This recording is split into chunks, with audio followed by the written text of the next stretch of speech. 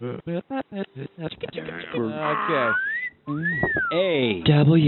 AWSM Radio. Damn, that was good. Damn, it's the last episode of the night. It's getting late in the alley. We're here at Fringe Fest in an alley next to a Popeyes, next to a transit center in beautiful Jefferson Park. I'm Logan. I'm Tom. I'm Nick. Oh, Merle and Frida are here as well. Welcome. Hi, Merle and Frida. Welcome, everybody. We're also joined by Larry Fulford and Max Hensgen, who appeared previously together the last time they were on the podcast. That's Max right. is like our Steve Martin, and Larry's like our Chevy Chase. Only you're not getting paid to be here. Right. I think they probably gave $75 to people in the 80s in SNL, right? Probably. Yeah, and We'll you just could confirm that. Yeah, and that was you could buy groceries with that back then. Yeah, but yeah, I feel like, I mean, you guys were here before. It was the episode did pretty well, and I feel like people enjoyed it a lot. I feel like we need a name for you as a duo. Like Oh, Tomcat going forward, or just- yeah. Benifer. Yeah. Oh. Well, I'm from Chicago and he's from Florida. I mean, we could be like Mason Dixon.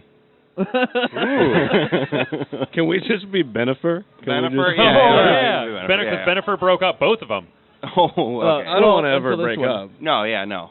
We're gonna be in this. We could be So Batfleck because Affleck is never gonna walk away from those movies. I would not bet on that. Oh, do you have insider information, Tom? What are you talking about? I might be friends with Superman. Oh, Oh. I'm not friends with Superman. spoiler! He died I at heard- the end of the last one. Bruce over at the bar lives next to Batman, he said earlier. So there's some kind of theme that's not going to make sense to anybody. But there it is. People ask me like at shows sometimes, like, man, you dropped a lot of Batman references. I'm like, I do this off stage every day, You just talk about Batman all day? all day. I tie everything Thinking back about to Batman Batman. somehow. Yeah. Yeah. I'm big into Did that start as a child or? Is Oh it yeah, like yeah. You know, when you're like drug of choice when you're 3 years old is the animated series. Hell yeah. Oh. Oh. Hell yeah. I got Kevin Conroy, Mark Hamill. Yeah. I've got like season 1 and 2 on DVD. Oh, it's Yeah. the best. It's had some kind of anniversary recently, I think. Yeah? Yeah, I think Right. it's the 25th anniversary. Yeah. 25th. Yeah. Yeah, that was, I mean, really, I remember, so we're all the same age, I guess, and all the audience can relate to this as well, I'm sure. Watching that show as a kid, the thing that I remember the most is my dad came downstairs to where the TV was. We were watching Batman the Animated Series, and it was a scene with Commissioner Gordon, and he pushed up his glasses. Like, Commissioner Gordon adjusted his glasses. And at that moment, my dad goes, "This is actually good." He was used to so many shitty. He was used to X-Men. The animated right. series, X-Men was which also really good. was It's a well-written, poorly animated show. X-Men's terrible. X-Men's good. I Okay, loved it there at are the bad time. shows. I don't think X-Men is one of them. But That I watched as a kid. Power Rangers is bad. With all love going out to Jason Narvey, who was on the show. But Power Rangers is like cobbled together from Japanese footage. Like X-Men and Spider-Man were pretty good, but they did not have Batman's animation budget. That's true. The animation was not as good. yeah, and that's I think Nobody that's was what it was. nobody Silver was pushing sucked. their glasses up. Fantastic Four sucked. Yeah, Lots of things sucked. a lot of things suck. I did not mean to open up this can of worms, by the way. It just happens. Well, Murph sucked. Oh. Transformers sucked. I heard the Trolls Hard movie no. is pretty good though. Yeah? Which one? The Trolls movie. I hadn't even I heard heard it's of this. ridiculous. I haven't seen it, but it's recommended by my friend Chad. Oh, okay. Well, So everybody keep Well, that in mind. Yeah. Larry, you seen any good movies? What did I see? we were talking about doing a Friender Bender and going to see it. Yeah. Well, Oh, we I could heard do that's it. good, yeah. Better Yeah, I be. can't Tis think the of season. anything. Tis the season. It's fall. We were talking about that. I've put on my plaid shirt to stay warm for the fall, and I look like a film school student. I would love to go to film school. Is this all it takes to get in? Is to look like the way that I look? Yeah, you just hang out in front. Eventually, they'll And talk about how Twin Peaks eventually is they'll awesome. just bill you for $200,000. They'll just find out. Yeah, and then you can start showing up. Yeah, is how I imagine. I don't know. The highest form of education I ever got was a high school diploma, so I'm the wrong guy to ask. Oh, really? Yeah. I know a few people like that. It's always surprising because they always know, but other people don't, you know? What? That I they- feel like a lot of people... kind of like any detail from any person's life, I'm guessing. But no, but I feel like. Well, I've been, as like somebody who does comedy, you kind of condition yourself to have like a smart ass response to everything. But then when every one of your friends' thing is like, man, I'm up to my eyeballs in student loan debt. Like after a while, I'm just kind of like, I don't know what to say. I'm gonna eat this peanut butter cookie. That was your mistake. Yeah. That was my mistake. Yeah. Got a BFA. Got an art degree. Feel good about that. Tom, what did you? I have a bachelor's in theater and a bachelor's in philosophy. So I have two bachelors. Yeah. Yeah. That's good. I think I do at least. I was the double major. That's what happens when you're double major, right? You get 2 degrees. If you did it, you should know. That's what I thought. But I'm never quite sure. That seems to have been. I'm not sure how many degrees I have. I don't imagine there's many situations in which you'd have to prove it. Yeah. So that's probably why. Believe me, I have 2 degrees. It should work like two of a kind in poker. Like, if you have 2 bachelor's degrees, you should automatically be more qualified than the guy with 1, right? But they're both, one's in theater, one's in philosophy. Both of those are generally considered to be worthless amongst, like, I don't know, amongst my philosophers. So it's a pair of 3s or something, basically. You know who didn't have a bachelor's in philosophies? Socrates. That's true. Ooh. He also didn't bathe. Fun fact. Ugly. And slept with kids. Yeah. So let's not model our lives off the ancient Greeks. All that really matters is we're all in the same alley now, guys. Yeah. We're like unified. Look at the condom wrapper. We all float down here. I do think it's a unifying experience, though. Like, it's such a weird experience, you know? College? No. Being here right now. Okay. No, college, anybody could go to college. That's not really true, but it's there's so many people that have been to college. It's not like a defining thing, really, but being in an alley like this. I like that anybody can go to college. Not just anybody can walk down an alley. Not just anybody can be in an alley. Not down Walk this down alley. an alley. Not Talk down about this alley. set up a festival in an alley. That's true. These are the ties that bind, my friend. That's true. Yeah, and if there's any wealthy donors like Batman or Bruce Wayne looking out to places to give money to, You just that's gave what they're away looking a for. secret. This is okay. So Bruce is tending bar here in the alley. Not Bruce Wayne. Not Bruce Wayne, but he was saying to me earlier that their strategy is that they want some ridiculously wealthy person to just fund the festival for the next 5 years. They want a sugar daddy for the festival. The Chicago Fringe is looking for a sugar daddy. Is that correct? Okay. Bruce is looking for a sugar daddy. That's how you know he's not Bruce Wayne. Set up a profile on meetingarrangements.com to represent the entire festival. Seeking arrangements. Okay.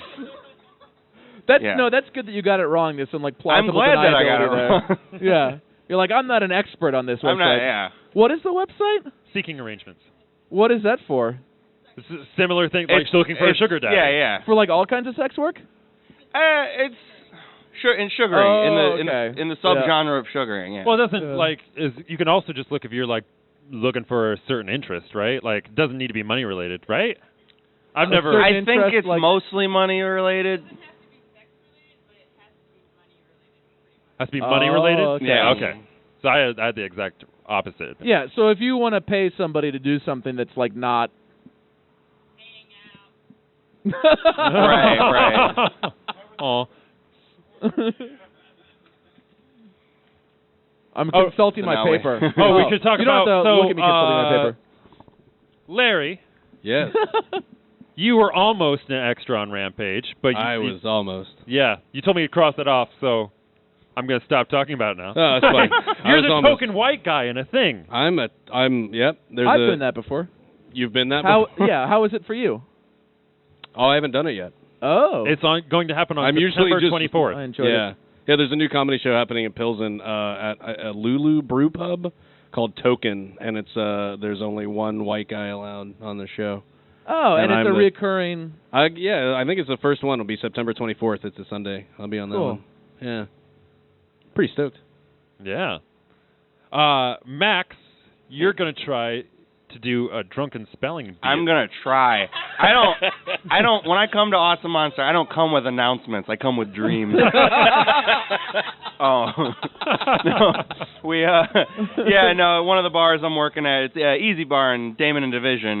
We are going to we're working on cobbling together an open mic night and a drunken spelling bee night where I will theoretically host both of those. And does a spelling? So you wait a certain length of time, or do you ensure that they've had a certain amount of drink? We ensure that you've had a bit of fun first, and then we're still working out the rules. You know, if you lose, you know, you could just go home. But I mean, if you advance to the next round, yes, another drink in your belly would be required to go on to the harder words, the more challenging words. Well, if you're totally welcome our game Tisleps, where you spell things backwards. I won that on accident last time. On accident, you tried to fail? No, I didn't try to fail. I just was not in a situation to win. But you guys said pentagram, which just happens to be one of my favorite words.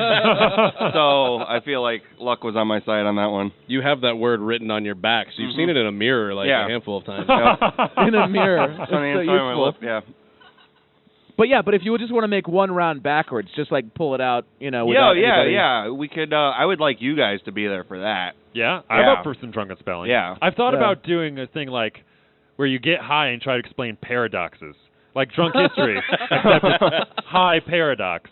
So it's just normal getting high and watching Doctor Who is what you're saying. Yeah, that's pretty much what happens when I get high. Yeah. But it's still a good time, right? So why not put it on stage? just like. Tell us. Can you give us a review of the bar that you're eating, Max? What are you consuming right now? It's two of the chocolatey. I think the peanut butter ones, and I just stacked them on top of each other. They're called Snickerdoodles, right? Snickerdoodles. There we go. No, a Snickerdoodle is a cinnamon cookie. What are these things called? Snickers? These are called Alley Brownies, and they're just Alley here. Alley and you just pick you it made up an and Alley hope. Brownie snack. I am very treating you? disturbed with the level of authority that was on your face when you said, no, there's Snickerdoodles. And this is why you're stupid if you don't watch Twin Peaks. Twin Peaks is good. Twin Peaks is fucking garbage, and you heard it here first. I'm only in like 3 episodes into the new season. No spoilers. It's either garbage or it's a 30-year-long prank, and you all fell for it. In which case, it's brilliant. I've had fun in this prank. I've not seen Twin Peaks. Any of it? Which is why I'm not getting into film school. I've seen like clips. That's it. Yeah. I've seen clips and they were weird. Were they talking backwards and stuff? I always try. Yeah, everyone gets into like super heady conversations about Twin Peaks, and I try to interject. I'm like, I'm more of a Friday the 13th part fan. You know, I'm partial to part 7 myself. You know. What about the Friday the 13th TV series? The TV series was great. Yeah, I love the TV series. It was like a Twilight Zone, but with Jason, but also without Jason. Yeah, Jason wasn't really. Jason wasn't in it at all. Yeah, and I think they were planning on bringing him in, and then they got the plug pulled. Yeah. Because it was the 80s, and you just couldn't have shows about black magic beyond, Wasn't it still kind of about black? I've only really. Yeah, it was like about the haunted bookstore and like everything in the. It's like that Rick and Morty episode where the devil has the thing. It's the same. Yeah, I love that episode. They pretty much liberally kind of took from that. It's like guy had like a shop of knickknacks and everything was like cursed. It's kind of like Warehouse 13. Anyone watch Warehouse 13 on Sci-Fi Channel? Woo, I did. Yeah. That's fine. Just you two. You can talk about it. Yeah, this is us. Yeah. I think it's just you total. I've never even heard of that. Warehouse 13, pretty good. It had the brother of the guy who is Iceman on X-Men, that movie. Yeah. Oh, yeah. Not bad for a show we just made up, huh? No, it was real. It was good. Yeah. He looks just like the guy, so I thought it was the same guy. But it's not the guy who was Iceman on X-Men. It's his brother. Every day is a school day. Yeah, we learned so much in this alley. Can we just do every future episode in this alley? No. Okay. If you watch most anything. We talked a little bit about Batman the Animated Series, which was a very good show. I've got a list here of maybe not so good shows. This game, Kids Will Watch Most Anything. I have put myself in the position of a TV producer. And what we're going to do is we're going to give you a title, and we're going to play a little bit of the theme song from a real children's show. If you know what the show is, you could win by giving me an accurate pitch for the show, as if you were selling the show to me. Or you could win on just entertainment points if you don't know what the show is. So you're giving the title and the theme song? I'm giving the title and the theme song. You're both going to have to pitch me the show based on probably no knowledge of whatever it is. But if you do have some real knowledge, you can throw that in. So does that make sense? Yeah. All right, great. And you're going to do it one at a time. So let's get on with our first show, which is The Mystic Knights of Tir na Nog. Here's the theme.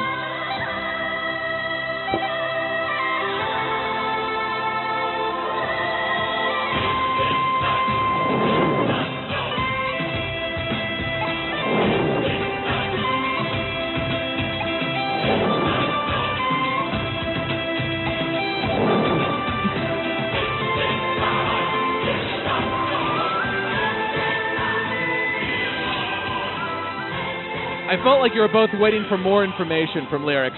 No, they just say Mystic Knights of Tir na Nog. That's it. But based on that name and music, Larry, why don't you try first to try to sell this show to me? Why should we put Mystic Knights of Tir na Nog on the TV set? And it has to be for kids? Yeah, it's for kids. Oh, You can curse though. I know, that's fine. So Mystic Knights of Tir na Nog is this it's the story of these Mystic Knights. They live in a place called Tir na Nog. And then we take them from Tir na Nog, right, by helicopter, blindfolded, to an island, and we drop them off on the island wearing just loincloths, and they have to figure out their way off the island. Ooh. So wait, is this a fictional or is this a reality? It's like Legends of the Hidden Temple meets Naked and Afraid, but not naked, because for kids. And Now, okay, wait, what if it wasn't for kids? That's just the difference is it would be naked or not naked? Right, which naked or not naked is a whole different show. Okay, great. Max, how would you pitch me Mystic Knights of Tir na Nog? Mystic Knights of Tir na Nog it's a kids cartoon. It's about a scrappy group of kids who get into a series of adventures in Scotland, maybe Ireland, wherever Tir na Bog is, and that's online. And they have a pet dragon, but it's not like a fierce-looking dragon. It's like a Spyro kind of dragon. A cute dragon. A cute dragon. Oh, yeah, okay. because we're it's animated. we're marketing it to our kids. Sidekick. And they learn all sorts of everything you're gonna need going into like young adulthood in Tir na Bog, like Tir na Nog. life, friendship, killing the English oppressors, building pipe bombs. Yeah. So there's an educational hook to it as well.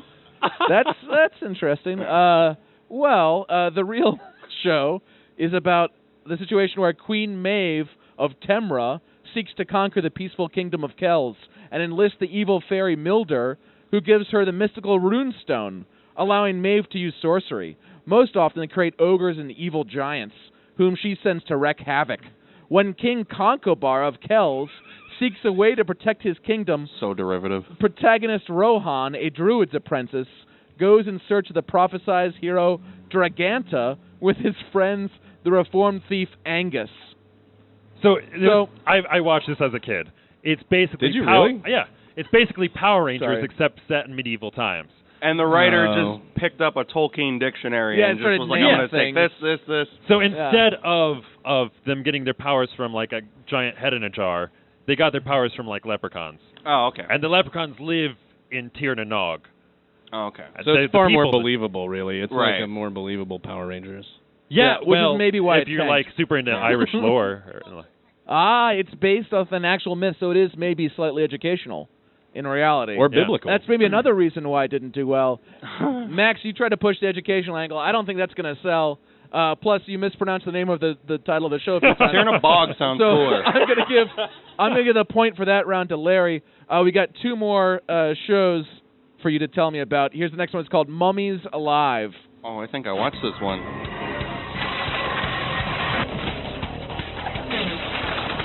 Boy, they probably found the secret was the pharaoh with Egyptians who made scale trying to stand up for guardians to protect his family.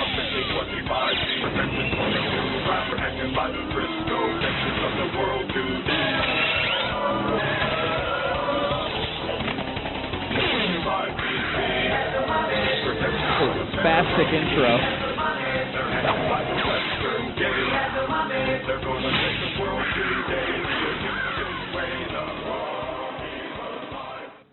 All right, well, Max, why don't you go first and pitch me Mummies Alive? I remember this show Oh. vaguely enough. Oh, boy. But like, you know, this is like early mid '90s. This is, you know, when all the toy companies are like, okay, in order to sell our toys, we need to have a companion piece show. There's got to be 5 characters, and they all got to like do a thing. It's got to be like the Power Rangers. And this one was Mummies, and then like the kid found like an amulet or something, and then they became like cool cyborg mummies.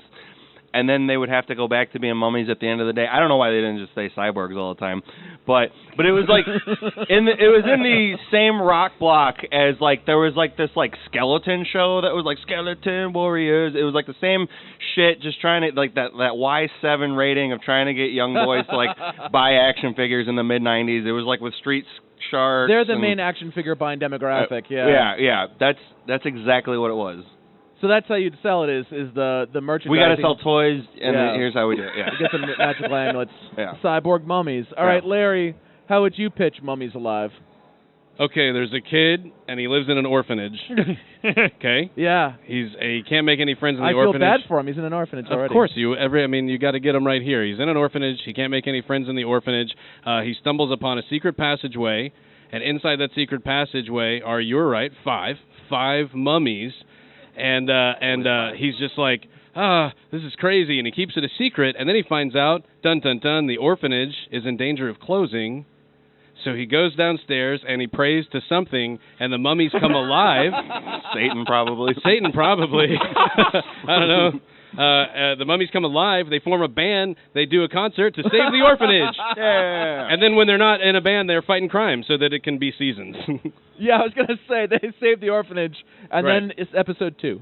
Yeah, then they got to fight crime. It's like Metalocalypse, but with mummies. Yeah, exactly. All right, well, in the real show, in ancient Egypt, an evil sorcerer named Scarab kills the pharaoh's son, Prince Rapses, to become immortal.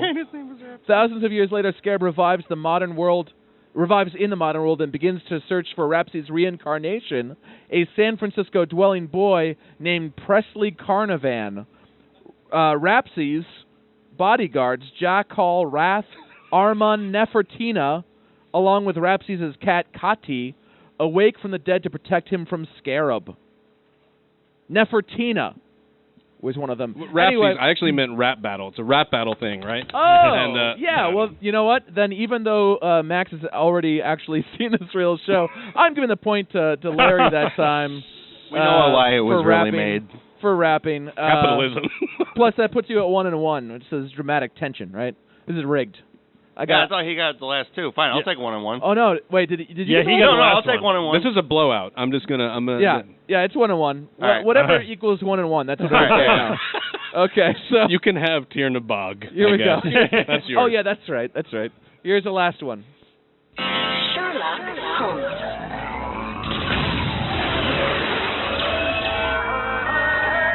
Some recognition in the audience. Bring Sherlock Holmes back to life. Back to life. It's elementary, my dear Watson. Sherlock Holmes in the 22nd century. Sherlock Holmes in the 22nd century. Tom knows the lyrics. Sherlock Holmes is on the case. Moriarty.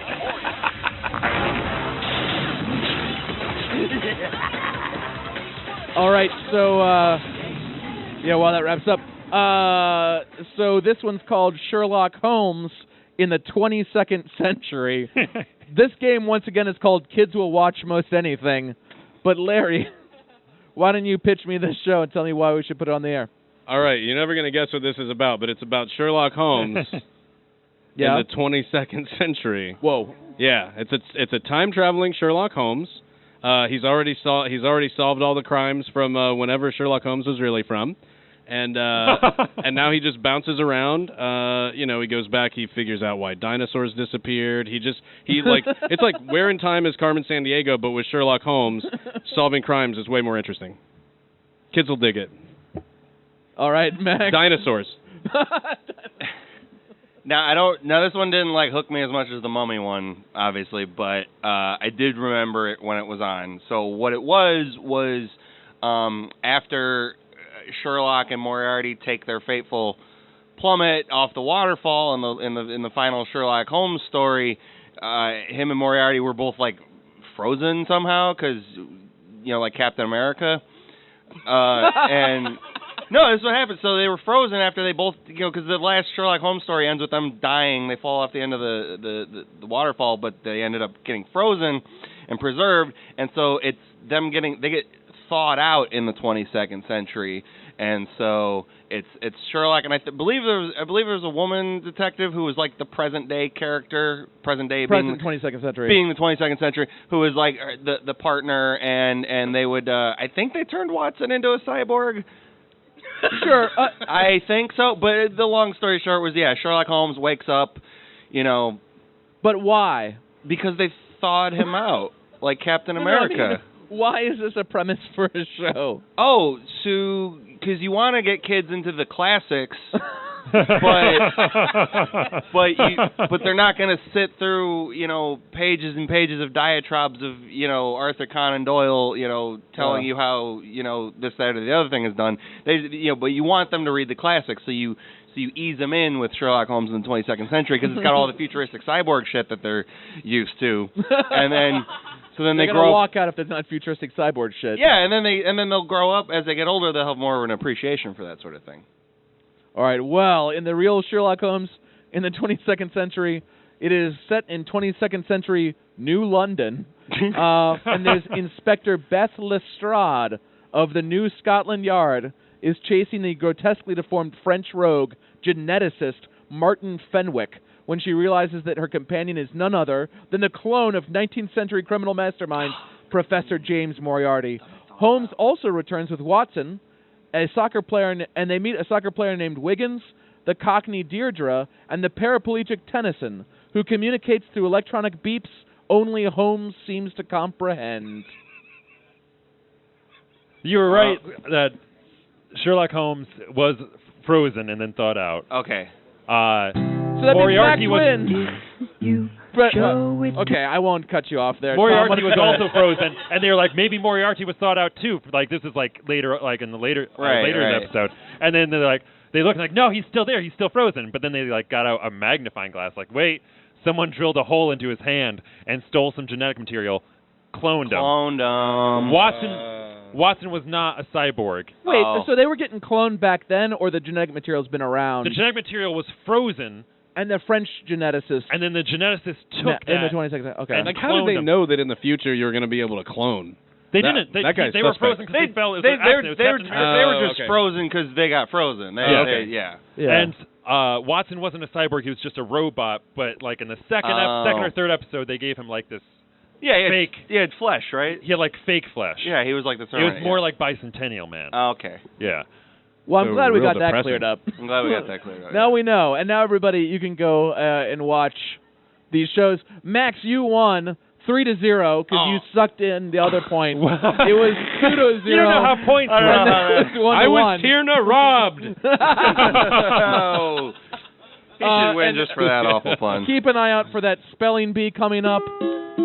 Larry, what else you got going on there? Tom, you have things in your cards? Yes. Larry, you're doing a thing in Austin. Austin, Texas. I'll be at Altercation Comedy Festival with Kyle Kinane September 27th. Woo!